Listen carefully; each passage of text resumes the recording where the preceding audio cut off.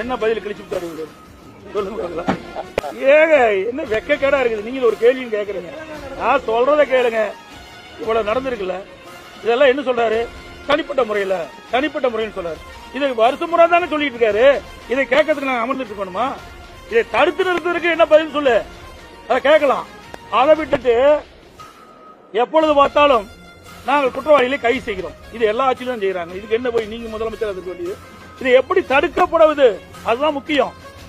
அந்த கேள்விக்கு ஏதாவது பதில் சொல்றாரா? இல்லையே. நாங்க பயந்துட்டுலாம் இல்லைங்க. எங்களை பேச அனுமதிக்காத காரணத்தினால் நாட்டில் நிலவுகின்ற பிரச்சனையை எடுத்து சொன்னா இந்த அரசாங்கம் காலி ஆயிரும். அரசாங்கம் இருக்காது, காணாமல் போய்விடும். அதனாலதான் பயந்துகிட்டு எங்களுடைய பேச்சை கேட்க முடியல, எங்களுடைய பேசுவதற்கு அனுமதி கொடுக்கல. அதனாலதான் நாங்க வெளியே வந்த மொழிய இந்த அரசாங்கத்தை கண்டு பயப்படுகின்ற கட்சி அதிமுக கட்சி அல்ல என்பதை பலமுறை நாங்க நிரூபித்து காட்டியிருக்கிறோம்.